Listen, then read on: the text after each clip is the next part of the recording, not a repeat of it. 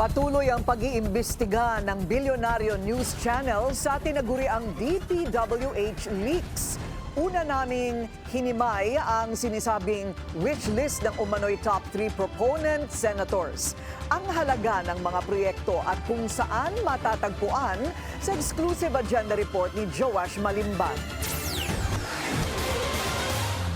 Aabot sa halos 21 billion pesos ang allocated umano para sa sponsored line items ng mga senador noong 19th Congress sa proposed DPWH budget sa 2025 National Expenditure Program o NEP. Ayon yan sa tinaguriang DPWH leaks o mga dokumentong nakuha ng Billionaire News Channel na nagdedetalye sa mga proponent o sponsor ng mga proyektong inilatag ng DPWH sa kanilang budget proposal noong nakaraang taon. Bilang paglilinaw, hindi BICAM o budget insertions ang laman ng mga dokumentong ito. Ito ang mga line items para sa DPWH budget proposal na ipinepresenta at pinagtatalunan sa Kongreso bago maging General Appropriations Act o GAA. Inappropriate intervention kung maituturing ang pagre-request ng isang politiko ng proyekto habang binubuo ang NEP ayon kay former DPWH Undersecretary Roberto Bernardo dahil dapat na manggaling ang budget proposal sa mga opisyal lamang ng DPWH. Bukod sa ilang anomalous BICAM insertions, dito rin umano nanggagaling ang sistema ng kickback scheme.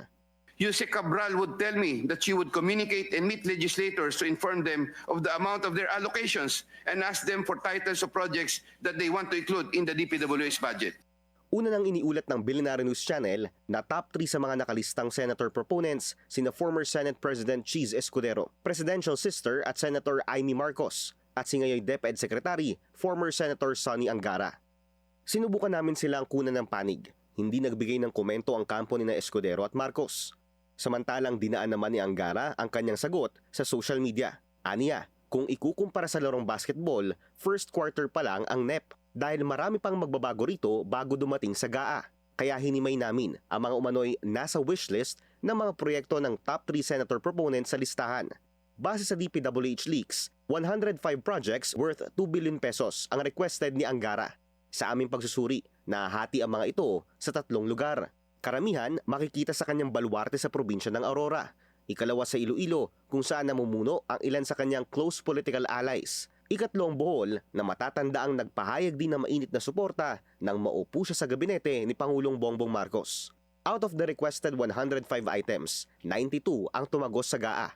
Ang new total nito bumaba sa 1.96 billion pesos mula sa umano'y initially requested na 2 billion pesos. Top 2 sa listahan ng kapatid ni PBBM na si Senator Amy. Ayon sa DPWH leaks, 28 projects ang nasa wishlist niya na nagkakahalaga ng 2.5 billion pesos. Nahati ang project sa ilang mga probinsyang kilalang close allies ng mga Marcos. Kabilang na ang Ilocos Norte, Ilocos Sur, La Union at Pangasinan. May 2 proyekto rin sa Bulacan kung saan may close ties din ang senadora. 2022 nang isulong niya ang pagtatayo ng Bulacan Airport City Special Economic Zone. Madalas din siyang guest of honor sa ilang provincial events nito.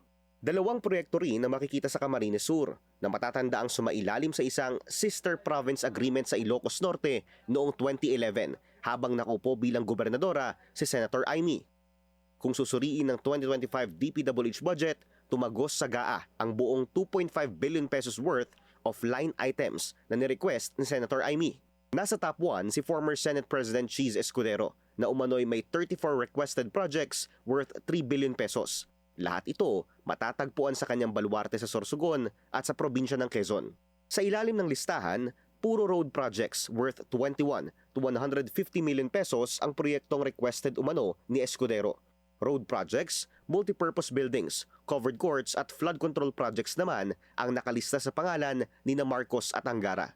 Bukas pa rin ng Billionaire News Channel para sa panig ng mga dawit na pangalan sa tinaguriang DPWH leaks. Para sa agenda, Joash Malimban, Billionaire News Channel. Manatiling nakatutok sa Bilyonaryo News Channel. Sumubaybay sa aming social media accounts at mag-subscribe sa aming YouTube channel para sa mga bago at eksklusibong balita.